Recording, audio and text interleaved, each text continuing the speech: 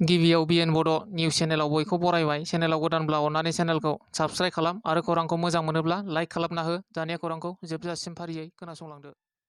गिबि खौराङाव दङ बारग' एनडिएफबि बिथांमोननि थाखाय मोनसे गोजोनथाव खौरां।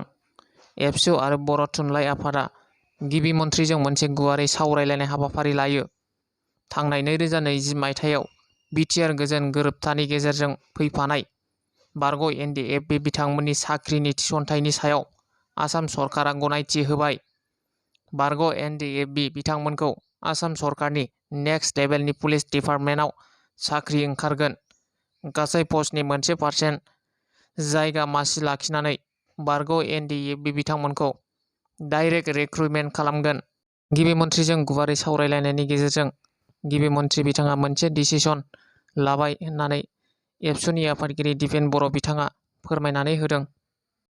गुवाहाटि नोगोरमानि बेन्दोंआव थानाय बरागाव ओनसोलाव सासे सुबुङा गावनि गोसो थोनाय आइजोखौ लहाजों गाग्लोबनानै इनायै बुथारदों।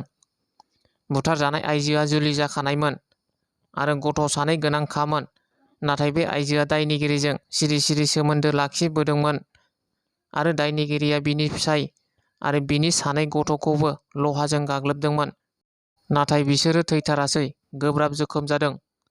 बुथारग्रा दायनिगिरिनि मुङा जादों निरन्जन गहाय आरो बुथारजानाय आइजोनि मुङा जाबाय रिता दास आरो जोखोम जानायफोरनि मुङा जाबाय आबानि दास। बियो जाबाय रितानि फिसाय आरो सौरभ दास आरो मौसम दास। बिसोर सानैया जाबाय रितानि गथ', रिता आरो आबानि दासनि गथ'। दा बिसोरखौ गुवाहाटि मेडिकेल कलेज एन्ड हस्पिटालाव फाहामथाय होगासिनो दङ। रिपर्टनि बादिब्ला निरन्जना रिता दासजों नांलाय खमलाय जानायाव न'नि मासे सैमाखौ बुथारग्रोदों। बिनि उनाव न' सिङाव हाबलांनानै बे जाथायखौ इनायै खालामदों आरो रिता दासजों निरन्जनजों दोनखारलायदोंमोन। नाथाय उनाव रिता दासआ दाननै सिगांनो गावनि फिसायजों थाफैदोंमोन आरो निरन्जना जाथायखौ खालामखांनानै गावबो गावनि रुमाव थांनानै दौलें लानानै गावनि जिउखौ गावनो फोजोबो। दा बे जाथायनि सायाव आसाम पुलिसआ नायबिजिरनाय खामानिखौ मावगासिनो दङ। दिनैनि खौराङा बेखिनिल'मोन। गोजोन्थों।